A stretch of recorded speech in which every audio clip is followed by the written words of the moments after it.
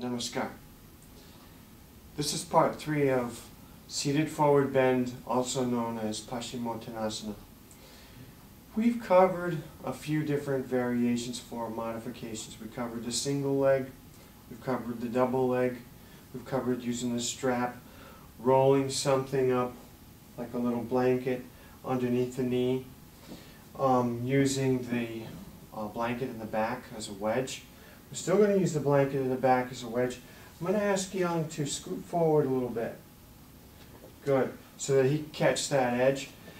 Some of the students, depends on the person. Some people will pull the flesh here from the sit bones. Some people have nothing to pull. And some people have more to pull than others.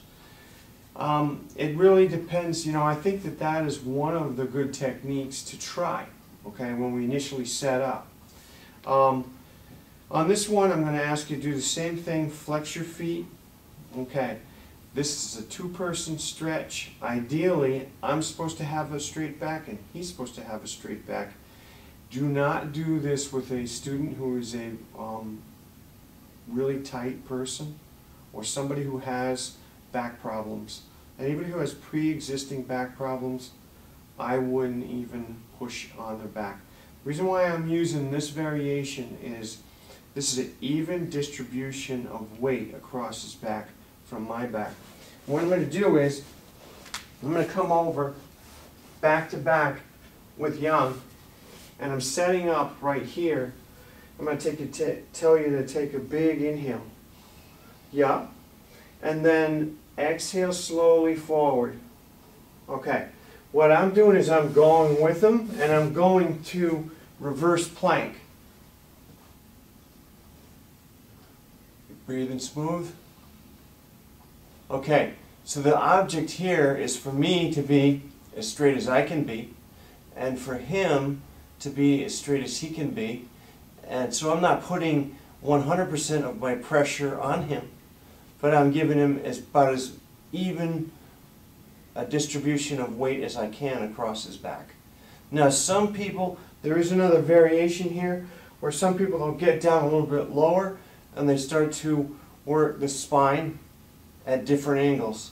This is fine, but a couple of points I want to mention. Relax, Yong. Okay, seated forward bend seems like a simple pose, but it's not simple at all. Okay, it's not that easy for most people to fold their bodies in half and have them exactly flat. It happens to some of us. We have to work at it, while others can just naturally do it. So some of it depends on the skeleton, and some of it depends on the amount of mass in the lower body compared to the upper body.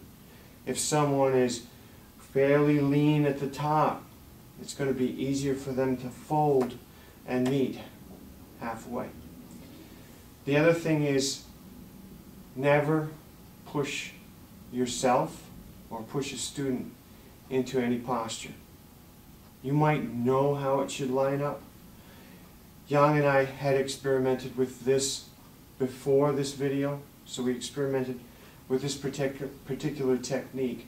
I wouldn't spring this on to somebody in the class as a surprise. Something like, as a joke, he had not seen this a couple of weeks ago, and I put this on his lap and I said to him, go ahead, now do forward bend. The thing is, he hadn't seen that before, but that's a harmless way of introducing a new technique. But to jump on him or to put a lot of pressure on him as a surprise, no way.